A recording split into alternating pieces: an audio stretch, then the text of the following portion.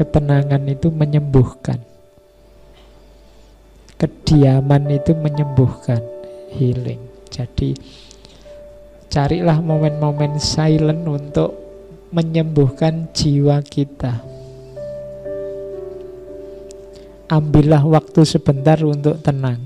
Hidup kita ini ramenya luar biasa. Kamu sendirian pun kadang-kadang juga rame. Pikiran kita ini macam-macam. Sudah mau tidur, itu di pikiran kita masih ributnya luar biasa. Besok mau apa saja, bangun jam berapa, enaknya berangkat ke kampus pada waktunya, apa ditelatin aja 10-10 menit, apa. Pokoknya rame terus pikiranmu. Yuk ambil momen untuk silent. Karena silent healing, menyembuhkan jiwamu, menyembuhkan fisikmu. Dalam sehari ambillah ketenangan barang 5-10 menit sudah lumayan. 1/4 jam kalau bisa, setengah jam syukur-syukur. Ada yang ngambil model meditasi, ada yang ngambil model sholat, ada yang monggo lah. Ambil momen untuk silent, biar healing. Nah ini sarannya Heraklitus. Biar 24 jam hidup kita isinya tidak ribut terus, rame terus. Ada momen-momen, kalau bahasa agama, tafakur, muhasabah, hening. Di banyak budaya, di banyak peradaban, keheningan ini disarankan dengan berbagai bentuk aktivitas. Aktivitas hening. Oke. Oh ini tadi sama. Much learning does not teach understanding. Kalau ini tadi melanjutkan pengetahuan tadi ya. Banyak belajar tidak berarti membuat orang paham. Banyak yang kayak tadi hanya mengoleksi pengetahuan saja. Jadi urutannya memang belajar, dari belajar terus jadi tahu pengetahuan, dari tahu terus jadi paham. Kalau paham berarti sudah mendalam. Setelah itu sadar. Sadar ini prasyarat awal untuk melahirkan tindakan. Baru setelah tindakan kita tinggal menunggu hasil dan manfaatnya. Jadi belajar, tahu, paham, sadar, dan dijalankan. Urutannya itu. Kalau tidak begitu nanti katanya Al-Quran kaburo maktan. Kamu hanya ngomong. Ngaji filsafat sampai 200 sekian, kamu ada di level mana? Belajar, tahu, paham, sadar, apa tindakan? Apa masih belajar saja Pak? Tahu saja belum, saya tidak paham-paham sejak dulu misalnya. Ya tidak apa-apa, harus berusaha untuk naik kelas. Kalau sudah tahu nanti naik kelas, didalami, paham. Kalau sudah paham, disadari sehingga bisa dirumuskan implementasinya dalam tindakan. Maka ilmumu akan berkorelasi dengan naiknya kualitas hidupmu.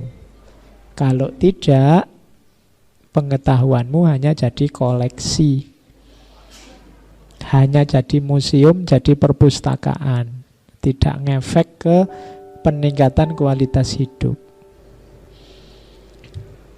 Oke, itu pikirannya Heraklitus.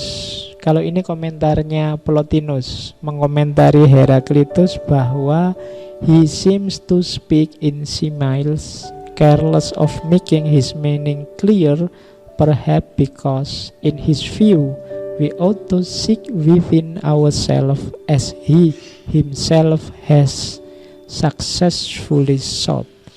Katanya Plotinus, Heraklitus ini memang mungkin tampaknya bicara secara metafor, samar-samar. Makanya dia disebut yang tidak jelas tadi. Careless of making his meaning clear, tidak serius, tidak hati-hati untuk ngomong yang jelas. Mungkin karena menurut dia kita harus mencari dalam diri kita sendiri. Kalau ngomongnya sangat jelas, kamu langsung paham, paling mbok hafalkan tidak pakai mikir.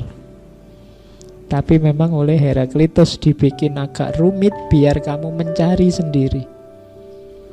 Tidak hanya ikut-ikutan, sebagaimana dia sendiri sudah melakukannya dengan sukses. Ketika sudah melakukan dengan sukses, kayak saya bilang tadi, mungkin dia akhirnya asik dengan filsafatnya, sampai semua hartanya dikasih ke adiknya. Karena ilmu itu nikmat.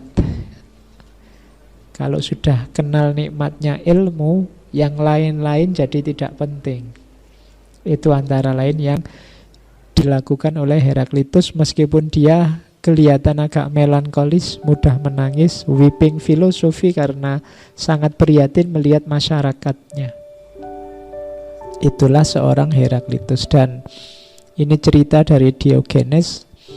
Akhir hidupnya Heraklitus itu agak kasihan. Jadi dia sakit, kemudian sakit demam, kemudian dia beristihad sendiri. Saat sakit dia datang ke kandangnya sapi, kemudian ceritanya mengubur dirinya dengan kotorannya sapi, dengan asumsi panasnya kotoran sapi ini nanti bisa menyembuhkan demamnya. Tapi ternyata bablas. Ya, beliau meninggal semacam itu. Demamnya tidak kunjung sembuh, akhirnya beliau meninggal. Itu ceritanya Diogenes Laertius, tentang akhir hidupnya seorang Heraklitus.